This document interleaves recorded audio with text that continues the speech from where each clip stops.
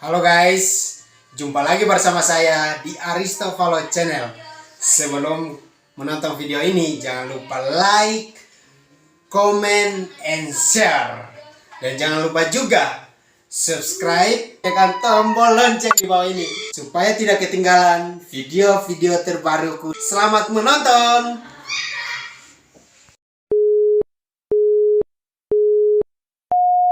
Kegiatan itu sesuatu yang tidak terpikirkan di benak kita. Itulah yang keras di benak kita. Mari kita mau baca satu kebenaran firman Tuhan di dalam Yohanes pasal 3 ayat 16. Firman ini tidak terlalu asing lagi buat kita. Ayat ini sangat familiar buat kita semua. Dan orang bilang sudah dihafal lah. Anak kecil aja kalau ditanya Yohanes 3 ayat 16 itu pasti semuanya sudah dihafal. Yohanes 3 ayat 16 saya akan baca buat kita semua. Karena begitu besar kasih Allah akan dunia ini, sehingga Ia telah mengaruniakan anaknya yang tunggal, supaya setiap orang yang percaya kepadanya tidak binasa, melainkan peroleh hidup yang kekal. Luar biasa Tuhan, luar biasa. Supaya mereka yang percaya kepadanya tidak binasa, memiliki hidup yang kekal. Dari pembacaan firman Tuhan ini menjelaskan kepada kita mengenai kasih Allah yang begitu besar, begitu sangat besar, bukan cuma besar, tapi sangat besar yang kita alami dalam kehidupan kita hari lepas hari. Yang sangat besar bagi kita manusia yang harus ini. Berbicara tentang kasih, pada umumnya banyak orang dapat mengartikan kasih itu sebagai suatu keadaan di mana adanya perasaan sayang atau suka pada seseorang. Contohnya ada yang mengambil oh iya saya suka barang ini, oh iya saya sayang banget sama orang ini gitu. Tapi terkadang orang tidak membedakan kasih dengan cinta. Kasih dengan cinta itu beda. Kasih dengan cinta itu beda. Cinta itu kita bisa lakukan kepada orang yang bisa kita kenal. Oh iya saya cinta sama dia karena saya kenal dia. Saya cinta sama dia karena dia sehari-hari ini hidup dengan saya. Tapi ada kelebihan dari kasih. Kasih itu kita bisa lakukan kepada orang yang tidak kita kenal. Contohnya, saya jalan-jalan ini, saya ketemu orang yang oh ya bensinnya habis, motornya mogok, saya bisa bantu. Disitulah kita melakukan kasih. Tanpa kita kenal orangnya, tanpa kita ketemu orangnya sebelumnya, tapi kita bisa melakukan kasih itu kepada orang lain. Itulah kelebihan kasih. Kalau cinta kita bisa lakukan kepada siapa, tapi orang yang kita kenal. Kebanyakan yang terjadi, orang kita mencintai orang lain itu karena kita tahu, karena kita kenal, lalu kita mencintai dia. Tapi kalau kasih, kita bisa melakukan kepada orang yang tidak kita kenal. Itulah kasih yang Tuhan lakukan kepada kita. Sebelum kita lanjut, saya mau memberikan satu tema buat kita malam hari ini, yaitu kasih yang menyelamatkan. Ada kasih yang menyelamatkan. Berbicara kasih, ada kasih yang menyelamatkan. Kasih Tuhan yang begitu luar biasa bagi umat manusia yang berdosa seperti saya dan saudara, Bapak Ibu semua yang ada di tempat ini. Kita semua tidak ada yang sempurna, tapi kasih Allah yang luar biasa, kasih Allah yang besar, Dia memberikan kepada kita umat manusia. Ada yang bisa berbicara kasih tapi tidak ada yang dilakukan. Ketika kita berbicara tentang kasih, maka kita juga harus melakukan seperti Tuhan. Begitu Dia mengasihi manusia, Dia berikan anaknya yang tunggal itu kepada kita untuk membebaskan kita daripada maut. Ada pengorbanan yang dilakukan. Ada pengorbanan yang Allah berikan buat Bapak Ibu dengan saya. Dia mati, dia disiksa, dia dihina, diludahi, bahkan mati di atas kayu salib. Demi dosa siapa? Demi dosa saya dan Bapak Ibu, saudara semua. Tuhan terlalu mengasihi kita, bukan? Terlalu mengasihi kita. Sampai-sampai Dia berikan anaknya. Saya rasa seandainya kita di sini, kita mau relakan anak kita itu mikir 2-3 kali kan.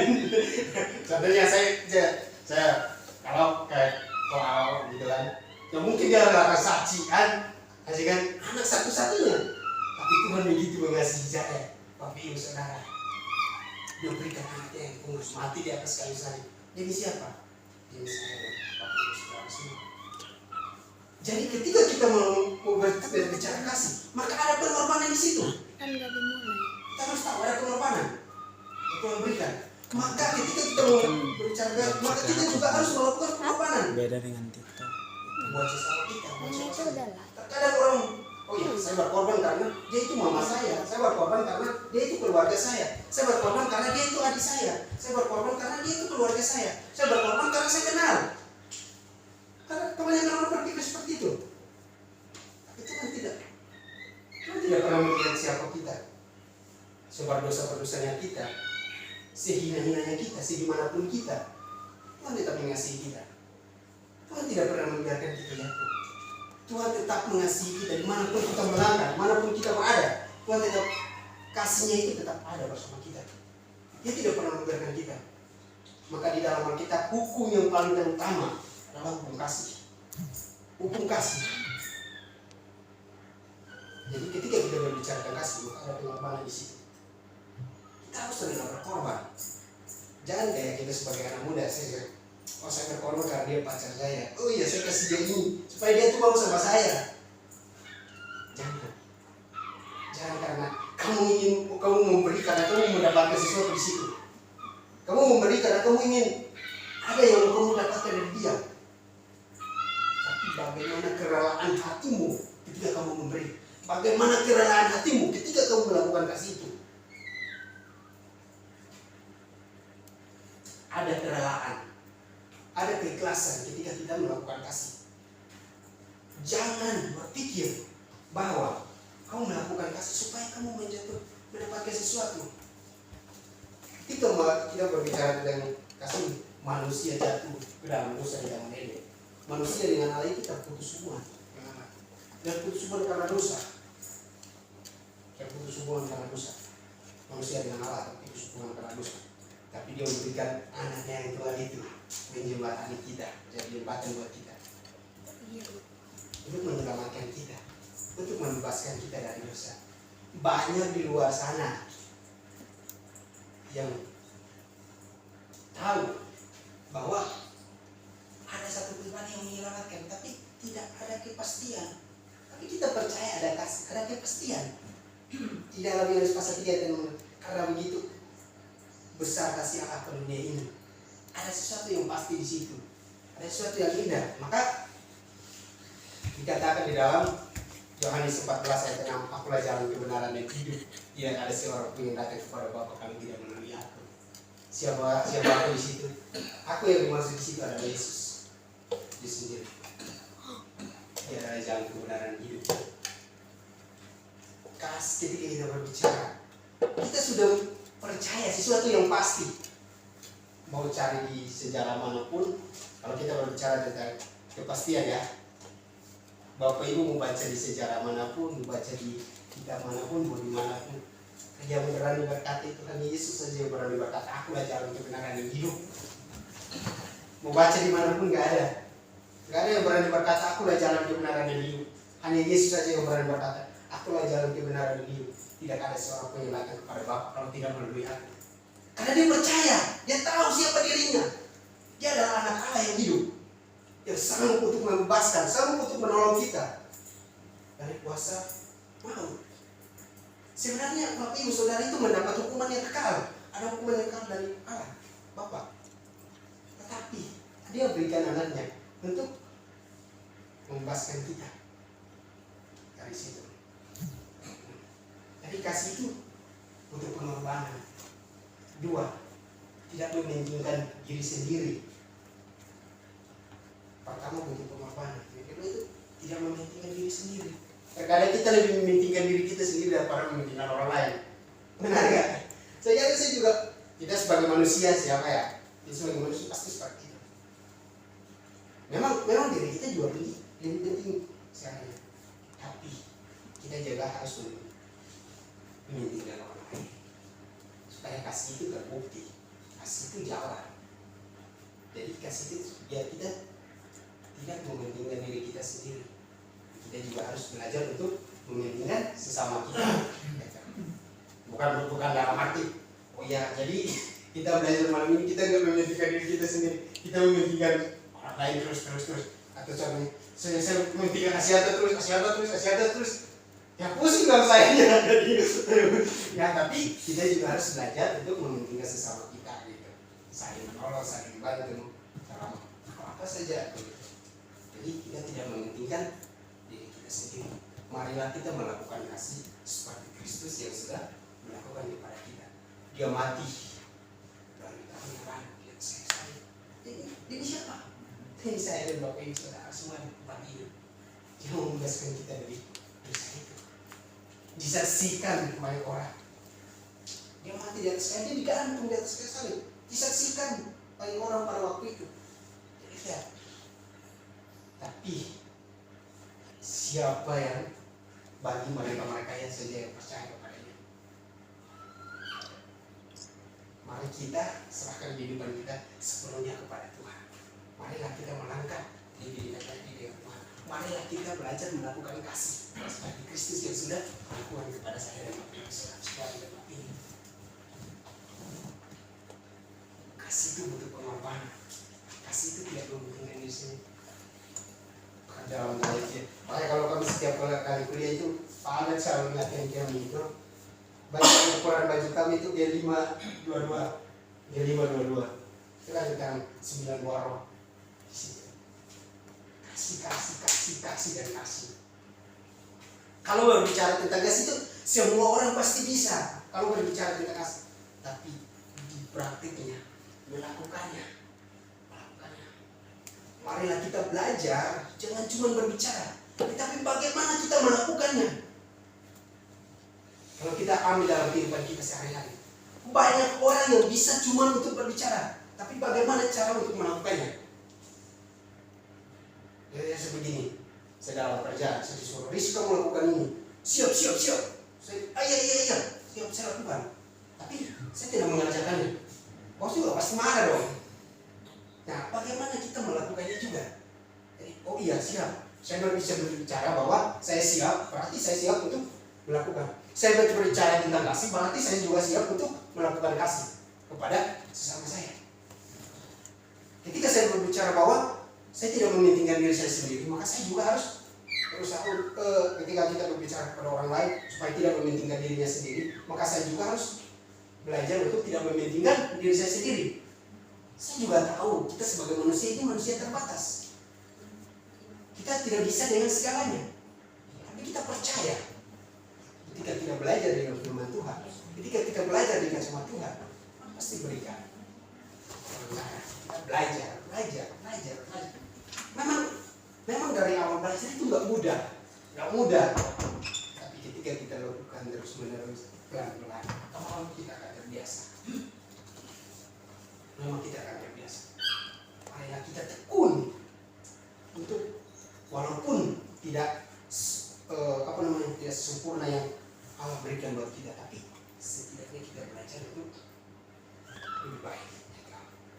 Jangan yang pertama kita harus rela berkorban, kedua tidak mementingkan diri kita sendiri. Jadi kita harus rela berkorban. Rela berkorban bukan berarti ya saya harus ini gitu. Enggak juga. Tapi kita belajar untuk berkorban untuk orang lain, berkorban untuk sesama kita. Yang secara tidak sadar Tuhan juga akan membalaskan itu semuanya kepada kita. Karena sebelum kita melakukannya, Tuhan sudah terlebih dahulu melakukan bagi Bapak Ibu Saudara dengan saya. Dia sudah terlebih dahulu melakukannya. Sebelum Alkitab berbicara untuk kita melakukan kasih, sudah ada bukti kasih yang sudah dilakukan buat kita semua. Tuhan sudah nyatakan, begini loh kasihnya, begini loh, sudah ini loh. Sebelum Tuhan, sebelum kita lakukan, Tuhan sudah terlebih dahulu melakukan kasih itu kepada kita. Dia begitu mengasihi kita. Dan apa yang saya ambil dari tadi siang yang terjadi dalam kehidupan saya itu saya masalah bahwa itu satu bukti kasih Tuhan yang luar biasa. Makanya tadi sejak suruh saya mau bersaksi, saya bilang, nanti aja sebentar saya bersaksi. Karena itu yang saya alami dengan Tuhan saya. Jadi saya lama ini saya berpikir sampai kemarin kami di pas kacinya mau pulang, saya ngomong ke Bapak sebenarnya, Pak, saya ada orang nawarin bikin SIM 900 kata bapak. Ya udah nggak apa-apa karena kita bikin itu bisa ini 750, berani lah top kata bapak gitu. Ya udah saya berani sih. Kemarin saya nelpon katanya nggak jadi, kata orangnya nggak jadi karena kamu belum punya KTP. Kalau saya punya cuma surat tinggal sementara yang saya punya, tapi KTP sementara nggak punya. Nah kata orang itu nggak bisa, ya udah nggak bisa. Terus tadi sejarah yang tidak nyata yang saya sangat bersyukur itu, saya 2 sekaligus besok dibuat. Saya berdoa mudah-mudahan Tuhan lancarkan semuanya. Itu sejatinya Tuhan lancarkan buat kehidupan saya. Juga langsung sekaligus. Udah Riz, besok kamu datang KTP sementara, sekalian kamu lah buat SIM. Luar biasa. Saya dalam hati itu, pokoknya semua yang di situ saya kerjain.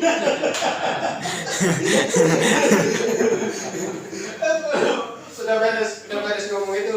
Oh iya, namanya Pak Ari, saya baru ingat.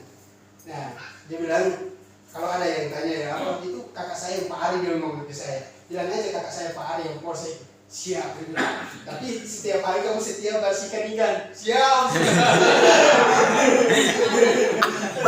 Setiap hari kamu setia bersihkan ikan. Karena ikannya arwana.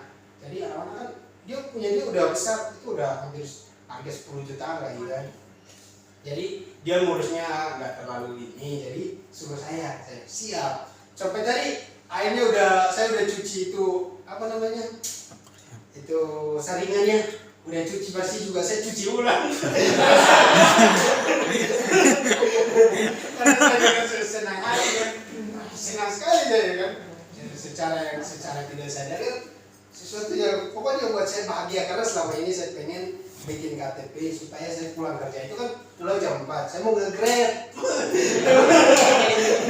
Saya mau nge-grab kan, jadi makanya saya buat SIM. Kemarin orang itu udah nawarin ke saya mau bantuin buat saya bisa nge-grab kan, karena motor saya kan pulang kerja kan diam-diam aja kan, jadi daripada diam-diam aja saya manfaatin gitu.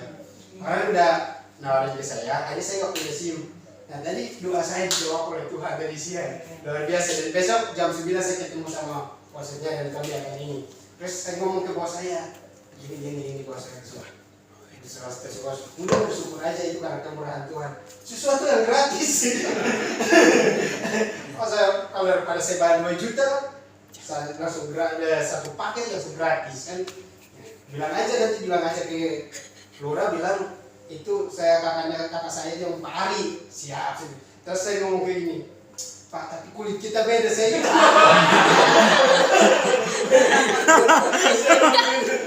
Kulit saya itu putih. Gak apa-apa, soalnya mungkin terus dia langsung bercanda ke saya. Karena bilang aja, waktu saya dibuat itu lampunya nyala. Lampunya kamu hitam. Kayak gitu ya. Nah gitu. Udah kami ngobrol-ngobrol. Saya pulang, pokoknya saya senang. Sampai kita pulang gini kan, lampu yang mau dibawa pulang segala macam. Bos saya kan sama bos Ramon. Terus dia mau bawa, udah bos saya aja, saya bawa semua.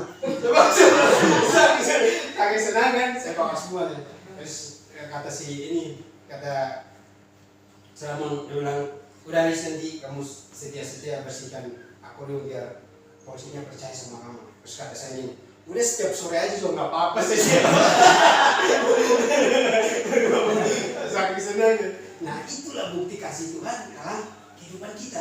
Sesuatu yang tidak kita pikirkan, sesuatu yang tidak pernah kita tahu dari sebelumnya, itu yang Tuhan berikan buat kita. Saya ada rasa terharu, ada rasa bahagia juga. Jadi saya dalam hati saya, Tuhan terima kasih. Pokoknya kami sampai toko juga saya mesti, Tuhan terima kasih. Ada sesuatu mujizat Tuhan yang Tuhan lakukan dalam kehidupan saya, yang dari sebelumnya saya tidak terpikirkan. Gitu. Nah tadi saya juga sempat ngomong, saya bilang ke bos saya, kalau bisa ada teman saya mau usaha buat CDF, saya bilang. Kata si bos, udah Riz, kamu pergi aja dulu, kalau punya kamu udah jadi, nantilah kamu masuk ke CDF. Siap, saya bilang. Mudah yang penting kamu akrab dulu sama polseknya dulu. Siap. Saya bilang, masalah aku kan akuariumnya itu di kantornya polsek, di kan kantornya dia. Jadi kita ngobrolnya enak, cuman sama dia aja, sama ada staff satu orang di situ. Jadi ngobrolnya ini aja, tapi si beliau juga orangnya suka bercanda gitu kan, orang suka bercanda jadi ngobrolnya lancar gitu. Makanya saya cuci itunya, nyari-nyarinya udah cuci lagi. Kita mau sungguh-sungguh sama Tuhan. Yang penting kita menjadikan Tuhan sebagai sesuatu hal yang paling penting, suatu hal yang paling utama dalam kehidupan kita. Maka Tuhan akan beri kita yang terbaik di dalam kehidupan kita. Kasihnya itu luar biasa, kasihnya itu nyata buat Bapak Ibu dan saudara diberkati, buat saya juga, buat kita semua. Makanya dalam Matius 6 ayat 3 kita cari dahulu kerajaan Allah dan kebenarannya, maka semuanya akan ditambahkan kepadamu. Apapun yang kamu doakan, apapun yang kamu gumulkan, Tuhan sediakan baik kamu, Tuhan sediakan baik kita. Yang penting Tuhan menjadi satu panutan yang paling utama dalam kehidupan kita, menjadi hal yang terpenting di dalam kehidupan kita. Tuhan tidak pernah minta lebih dari kita. Tuhan tidak pernah minta harta kita. Tuhan tidak pernah minta apa-apa dari kita, asalkan kita musuh-musuh dekat sama Dia. Dia adalah batu karang yang teguh. Di saat kesesakan, di saat apapun kita datang kepada Tuhan, Tuhan pasti memberikan yang terbaik. Dan Dia adalah pribadi yang luar biasa, pribadi yang sanggup untuk menolong kita. Saya terkadang saya merasa diri, walaupun saya masih punya keluarga, saya kadang bertanya sama saya, "Tok, kamu itu nggak ada rasa kesendirian atau gimana? Kan kamu udah nggak punya orang tua." Saya ngomong dia gitu. Saya bilang, "Enggak, saya juga merasakan itu." Saya punya orang tua, tapi kadang saya nangis sendiri-sendiri. Ingat saya merasa sendiri gitu. Kan kita mesti punya Tuhan. Terus, ya betul ya, saya kadang punya. Nah, itulah yang saya kadang saya bilang, berarti di dalam kesesakan apa, saya mesti punya satu pribadi yang luar biasa yang sanggup untuk menolong saya. Kalau orang pintar, orang yang berlogika, orang pintar itu kalau logikanya udah mentok, dia udah mentok. Tapi kita orang Kristen punya satu hal yang paling tinggi. Kalau logika kita udah mentok, kita masih punya satu level 5. Kita masih punya 5.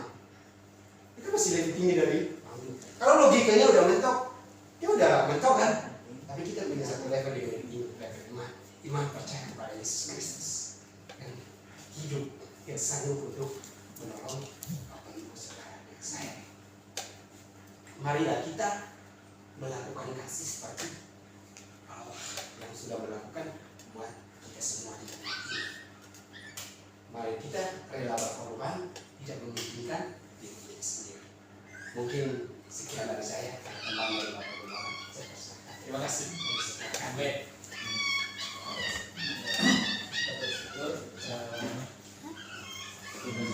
Sama hambanya kesempatan hilang tapi saya terus nggak bisa calling dia, akhirnya dia bisa kembali lagi ya. Dan saya selalu bilang